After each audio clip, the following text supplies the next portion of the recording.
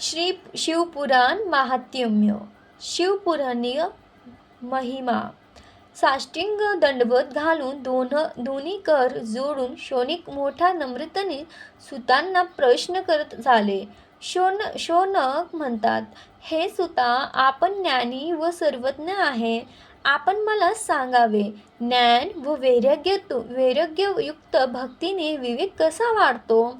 साधू व सत्पुरुष काम, क्रोध, लोभ, अति, विकारांवर ताबा कसा मिळवतात, हे श्रवण करण्यासाठी माझी इच्छा आहे. या घोर कलियुगात जीव आसुरी संपत्तीने माजतात, धर्म व कर्म भ्रष्ट होतात, लाभतात फसून अनंत पापे करतात, विषय कर्दमात सतत लोळत असतात, भगवंतांचे स्मरण करीत नाही आणि आसुरी ऐश्वर्यात मग्न असतात. हे भगवंता, त्यांना यापासून परिवर्त करणारे, देवी संपदे समृद्धी करणारे, परम मंगल कल्याणकारक पवित्र व शाश्वत असे एखादे व्रत असल्यास मला सांगावे, जेणेकरून चित्तशुद्ध होऊन परम दुर्लभ अशा शिवपदाची प्राप्ती होईल. सूत म्हणतात, हे शौनका, तुझी ही जनकल्याणाची तळमळ पाहून मला फार आनंद होत आहे. हे मुनिश्रेष्ठ, तू धन्य आहेस. शिवाला संतुष्ट करणारे, परम पवित्र, सर्व मनोकामना पूर्ण करणारे असे शिवपुराणच एक आहे. ते मी तुला आता सांगतो, नीट श्रवण कर. हे पुराण कलियुगात उत्पन्न होणाऱ्या जीवांच्या परिहिताचे असे साधन आहे. हे शिवपुराण फार उत्तम असे एक शास्त्र आहे. याचे पठन, चिंतन व श्रवण केल्याने शिवशक्ती वाढते व साधक शिवपदाला शीघ्र पावतो. याचे श्रवण जीव पापमुक्त होते असता परमेश्वरी भोगाचा अधिकार होऊन अति शिवलोकाला प्राप्त होतो. म्हणून हे वत्सक शौनका, कल्याणचूनी यांचे प्रत्यपूर्वक सेवक करावे. जो निरंतर श्रद्धेयुक्त अनंतकरणाने शिवपुराणाचे वाचन व पाठन करतो, तो पुण्यवान होतो. व जो बुद्धिमान साधक अंतकाळी यांचे श्रवण करतो, त्यावर भगवान महेश्वर प्रसन्न होऊन त्याला स्वचरणक्षी आश्चर्य देतात.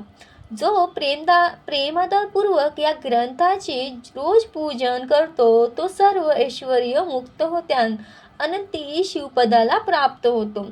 हे शिवपुराण निर्मळ व भगवान श्री शंकरांची सर्वस्त्र आहे. हे पुराण धर्म, अर्थ, काम, मोक्ष देणारे आहे.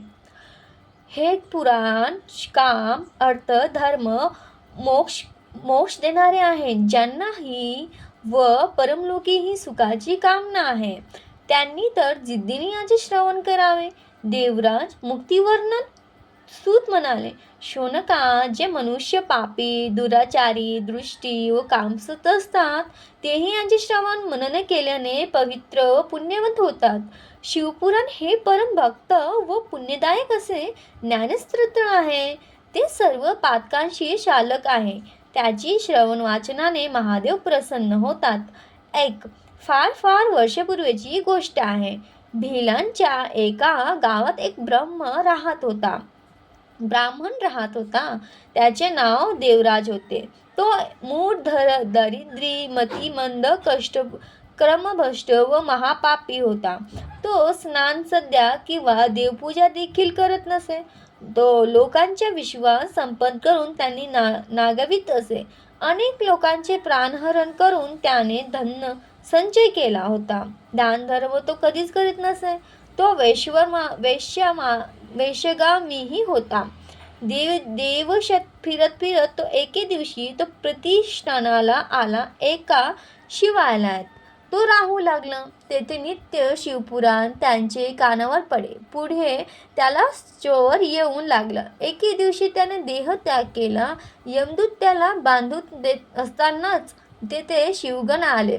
ते तेजस्वी व गौरीकार्य होते. त्याचे सर्व भस्म चर्चित होते. ते त्रिशूलधारी होते.